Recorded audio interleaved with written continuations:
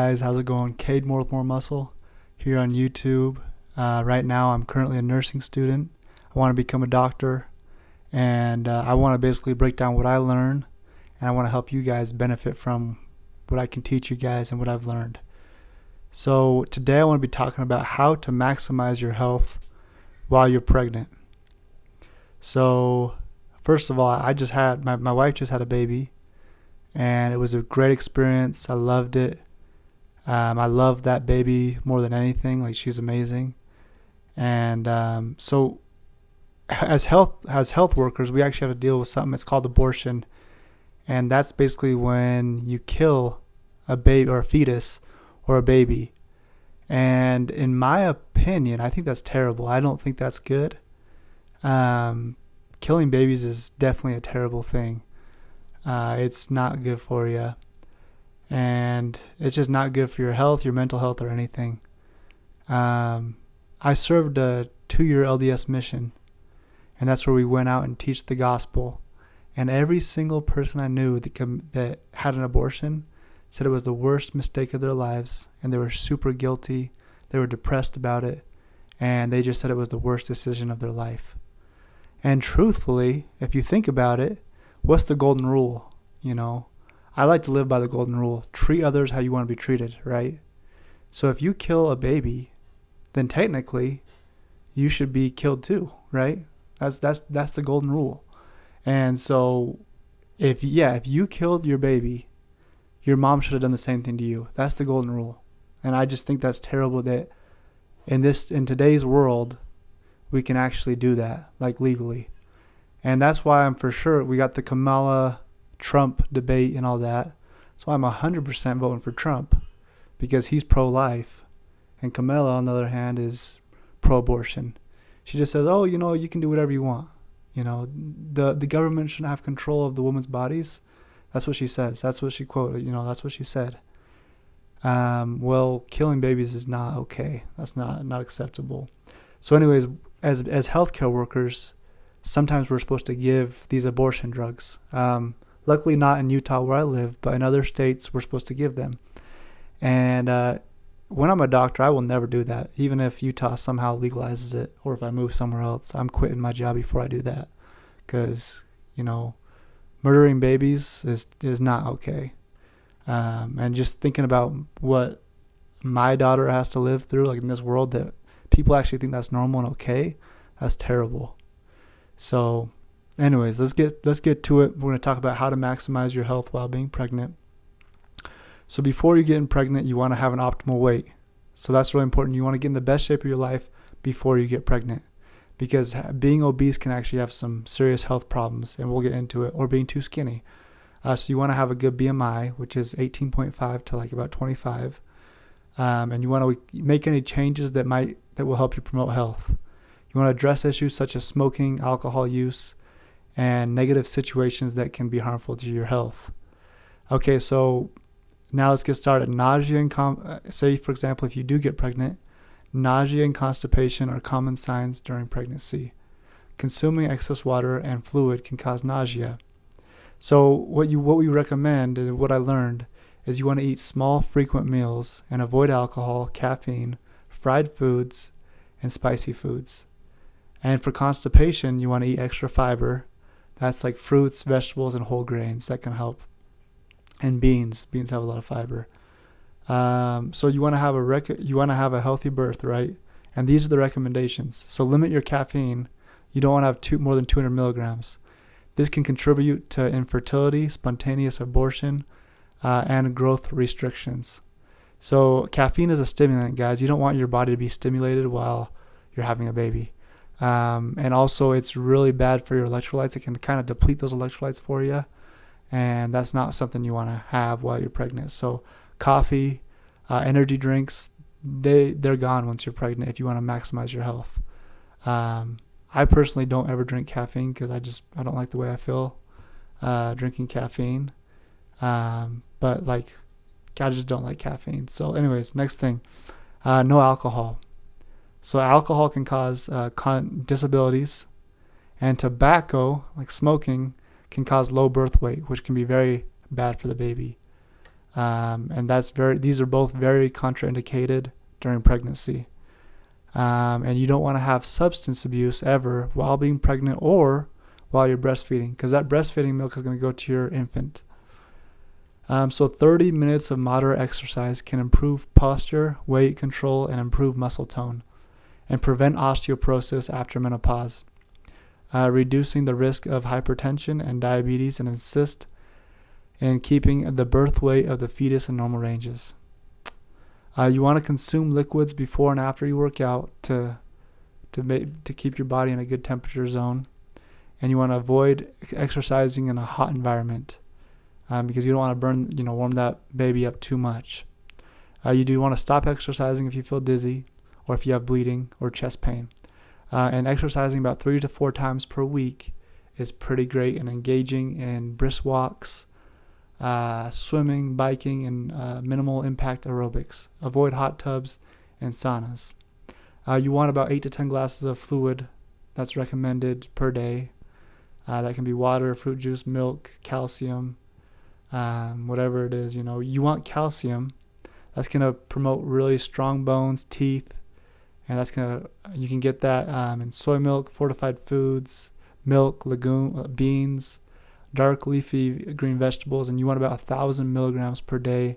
And you can supplement. So you can supplement calcium. That's not going to harm the fetus. So that's good. The next thing, guys, is iron.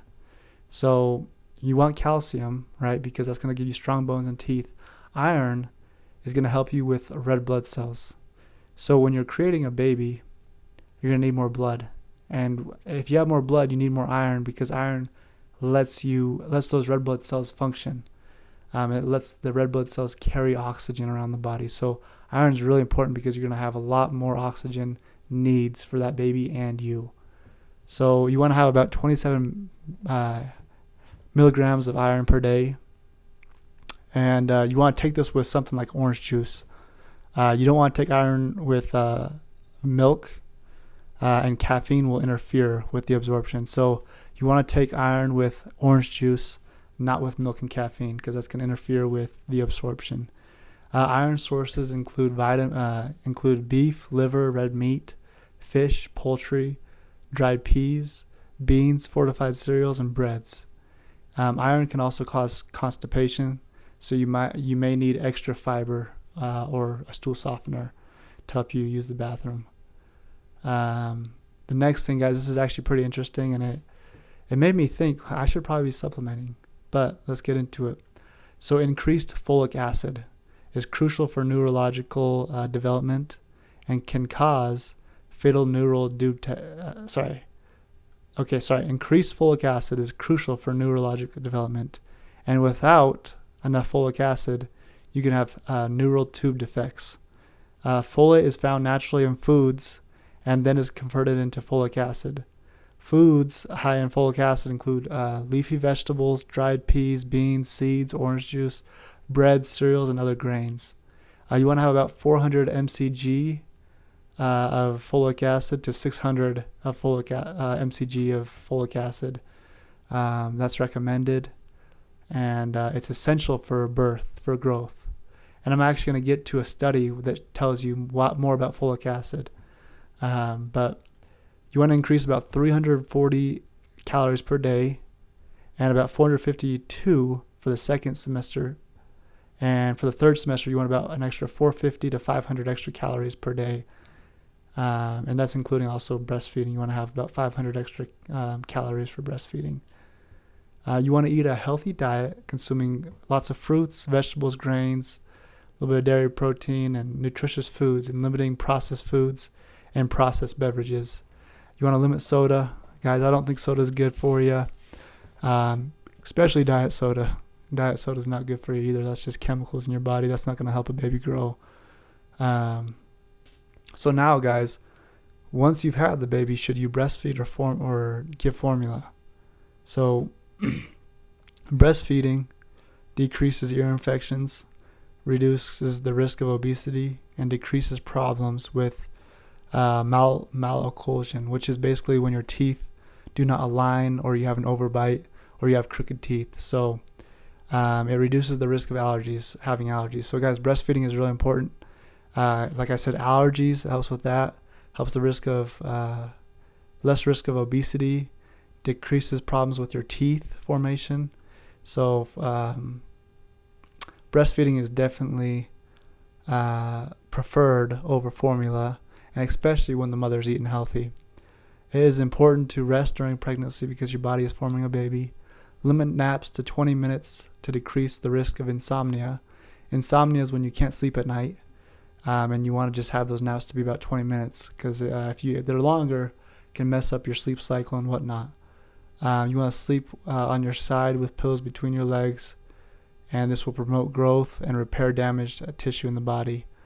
The first and third trimesters can be the most challenging for sleep. Avoid nicotine. Do not use electronics 1 hour before bed because this can interfere with your sleep. Those electronics actually have light that makes your brain think you're not, it's not time for sleep, and you want to have a darker environment. And reading can actually help a lot. And you want to create a good sleep environment, and you want to limit fluid intake after dinner so you don't have to wake up as much during the night. So if you're pregnant, then you want to keep your blood sugar in order. Type 2 diabetes is very common in pregnant women, and they might need to temporarily use insulin or other glucose control medications. And guys, this insulin and glucose control, it's not going to do anything to the baby because your body already produces insulin. It's just a little more. So don't be worried about that if you do have diabetes. Obviously, you want to control it first, but if you do, insulin is actually going to help benefit the baby if you have diabetes. And this can prevent problems with the fetus or baby. Use insulin correctly. Diabetes is growing due to the consumption of more processed food and junk food. Buy a glucose monitor. Fasting glucose level should be around 95. There are about 425 million people in this world that have diabetes. Uncontrolled diabetes in pregnancy raises the risk for spontaneous abortion. So guys, if you have diabetes, that can increase your risk for abortion. And abortion not meaning you purposely killing the baby, but abortion is in you just have the baby and it dies on its own. So it's not your choice, but it's an abortion like that. And that's going to cause it can also cause fetal abnormalities and preeclampsia, which is high blood pressure and the presence of protein in the urine, right? So all those things can happen from diabetes. And it can also even cause organ damage and preterm birth. Diabetes can cause fetal demise, macrosomnia, hypoglycemia, hyperbilirubinemia, and some shots that can benefit you. We're gonna pause. So diabetes can cause all those problems, guys. So you want to keep your diabetes under control. The next thing, let's talk about shots, guys. Some shots that can help benefit you are hepatitis B. That's a shot for women, and eliminates the risk of infection of liver or liver failure or liver scarring, guys. So hepatitis means liver. So hepa means liver, itis means inflammation. So hepatitis B is inflammation of the liver, and that's not something you want to have. And hepatitis B, guys, that's passed through sexual contact and dirty stuff, right?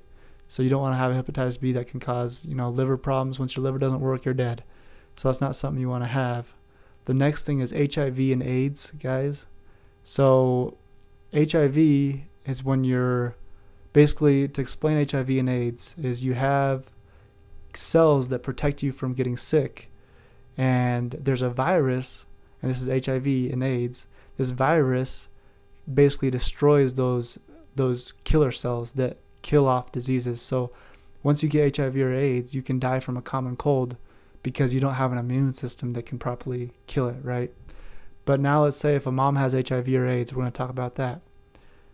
So there's an antiviral treatment. Guys, this can be administered to women, and this can help you keep a healthy level of killer T cells that can kill those what's it called, support your immune system. That's what I'm trying to say. So once you get this antiviral, it can keep the woman's immune system good. And the next thing, guys, this is kind of sad, but if a woman does have HIV or AIDS, you don't breastfeed. Do not breastfeed at all, because that will transmit HIV to AIDS to the little baby, which is sad. And then antiviral therapy reduces the viral load to ensure the virus does not infect the unborn, right, child. And then you probably got to deliver the baby by C-section if the HIV level in the body is high. And if you do this, and if you give the antiviral to the baby and the mom, there's a 99% chance of that baby not getting HIV or AIDS. So, yeah. Another shot is the rubella shot. That can help a lot of problems. And the next thing, guys, now we're going to talk about obesity, guys. So what happens when you're obese and you're pregnant? Let's talk about this. Obesity outcomes associated with obesity while pregnant include neural tube defects, preterm labor, diabetes, C-section, and thromboembolic diseases. And this may be, you might have to get a C-section if you're obese. The next thing is, if you're pregnant, you don't want to have STIs such as chlamydia, gonorrhea. This can cause problems for the baby, and even intellectual problems and blindness. So you want to stay away from that. Obviously, you want to be chaste, if you know what that means, but you want to be married and not be fooling around with other people, let's just say. Okay, anyways, next, smoking. You don't want to smoke, and you want to quit smoking before you're pregnant. I don't think you should smoke at all, but only 20% of women successfully control tobacco dependency during pregnancy. So that's saying, guys, is when a woman that's been smoking, she gets pregnant, only 20% of them can stop smoking while being pregnant. And that's sad, because that's going to cause lots of problems for the baby. The next thing, guys, so now we're talking about the folic acid, guys. This is really interesting. But folic acid deficiency, daily use of vitamin supplements containing folic acid has been demonstrated to reduce the occurrence of neural tube defects by 2/3. So, guys, if you take folic acid while you're pregnant, the likelihood of your baby having a problem like neural tube defects goes down by 2/3. So basically solves the problem. And so, yeah, guys, I mean, folic acid is really important.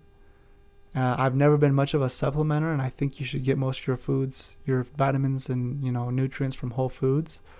But according to this, this actually makes me kind of want to supplement now for myself. If it can cover 2/3 of, problems from babies of neural tube defects, that's impressive. The next thing is diabetes. Increases cognitive. We've already talked about diabetes, so we'll skip that. The next thing is we got over-the-counter drugs, guys. So over-the-counter drugs are drugs that you can just go pick up at Walmart or at Walgreens or at a grocery store buy. And a lot of these over-the-counter drugs are tetragenic. Guys, tetragenic means it can harm the fetus. Now let me give you an example. Do you guys know what statins are? Statins, basically, they help you monitor your fat, and they kind of just basically makes it where your body can't absorb that fat, it just pushes it out. So if a pregnant woman is taking a statin, guess what? Baby's dead, basically. Not 100% of the time, but most likely that baby will die, because if that baby's not getting any fat, it's dead. Your baby needs fat, and that statin basically removes that fat from your body and doesn't let your body digest it, right? So yeah, that's an example. Over-the-counter drugs, guys. For example, valproic acid is one of those things that can be harmful to the fetus. Anticoagulants, that basically is a blood thinner. Antithyroid hormones, that's something to help control your thyroid gland, or your metabolism. Vitamin A, so too much vitamin A can actually be harmful. Vitamin A is in the acne drug. What's it called? But the acne drug, where it clears off all your acne, is basically like toxic amounts of vitamin A, and that's how you get rid of the acne. I can't remember what the acne drug is called, but um, yeah, vitamin A can be very, very harmful to a fetus. Alcohol, guys. So alcohol is terrible for you. Um, yeah, alcohol can cause fetal alcohol syndrome, and that can cause disabilities. And then 10% of women smoking during pregnancy caused nicotine addiction. And then 10% consume alcohol during pregnancy, leading to alcohol spectrum disorder. 50% of women do not take folic acid supplements, increasing the risk of neural tube defects. And taking folic acid supplements reduces the incidence of neural tube defects by 2/3, like I said. And so it's important to take those supplements when you're pregnant. Most women do not consume enough micronutrients, so supplementations can be a great way to improve pregnancy outcomes. 40% of the women who start pregnancy are obese. Guys, that's big. 40% of women who start pregnancy are obese. This can increase the risk for developing hypertension, diabetes, and increase the need for C-sections for women. So guys, let me tell you this. So if you have a fat baby inside of you, you have a pelvic, basically you have pelvic bones, and if it's too small, you're going to have a C-section. A lot of women back in the 1700s died because they couldn't get the baby out. So it was actually pretty common. Actually, I think it was like 40 or 50% of, there was like deaths a lot. Like 40 to 50% of pregnancies were deaths because they just didn't have the right equipment and materials. And now that's a lot better. But anyways, let's keep on going. But yeah, don't quote me on that number, that 40 or 50%. It's something like that. But I know there was a lot of problems back in the day with deaths with pregnancy and moms. So guys, you want to stay not obese during pregnancy. And if you are overweight, you should gain no more to like 15 to 25 pounds. And the weight gain, guys, should be steady. It shouldn't be a ton at one time. It should be steady. Dieting during pregnancy is never recommended. Guys, listen. Dieting during pregnancy is never recommended. That's because your baby's not going to be getting any nutrients. So you want to not diet during pregnancy. Even if a woman is obese. So if you're obese, you still want to eat. Severe restriction to calories can decrease the birth weight and cause problems. The next thing is interesting fact is 8% of women take over-the-counter drugs that are known to harmful to developing fetus. So that's just people being uninformed. So guys, check the medications you're taking. Check and see if they're tetragenic. You can look it up online. So make sure you can check that. 7% of women have pre-existing medical conditions that can negatively affect pregnancy if unmanaged. The next thing, guys, is do not overeat seafood. It's a predatory fish, or like a predatory fish. Consumption should be avoided to minimize any mercury intake. So guys, these bigger fish have lots of mercury in them, basically from pollution and stuff build up, and they end up eating more of it. So there's lots of fish that have high mercury levels, and that's like sharks, swordfish, king mackerel, tuna. So you want to avoid those if you're pregnant. The next thing is you should be eating about 12 ounces of fish weekly. But you want the smaller fish, like the shrimp, salmon, lobster, tapia, cod, pollock, catfish is okay. So the smaller fish, you don't want the bigger fish because the bigger fish have more mercury. The next thing, guys, is kind of interesting. Artificial sweeteners have been linked to higher childhood obesity rates. So guys, artificial sweeteners, they have no calories, they're super sweet, and they have been linked to higher childhood obesity rates. So guys, these are a couple interesting facts. It's kind of hard to do all of these things and think about everything and be perfect with your health. But if you put forth that effort, it's gonna save you money. It's gonna save you time. It's gonna save you doctor visits. And if you put forward, time learning about how your body works, it can actually really benefit you. So anyways, guys, I just want to share that my family we really don't go to the hospital like ever. And that's like, for some people, that's just insane. That blows their mind. I mean, we're still all really young, but even my grandparents, they rarely go to the hospital because they take care of their health. They're not smoking, they're not drinking alcohol, and they're taking care of their health. So that's some things that you guys can do. It's gonna benefit your health. It's gonna save time. It's gonna save money. It's gonna make your life easier. Just doing these things. And it's when you go to a store, go buy healthy food. Stay in shape. Exercise daily. It's like these things are all easy. Don't ever start smoking. Don't ever start drinking alcohol, because once you start, it's really hard to stop. And then if you're pregnant, take supplements. That's, I guess, is really important. Take that folic acid. Anyways, thanks guys for watching. Subscribe if you like this. Sorry it was a little choppy. I kind of just wrote a bunch of stuff down and shared it with you. It wasn't really as organized as it should have been. But thanks for watching, guys.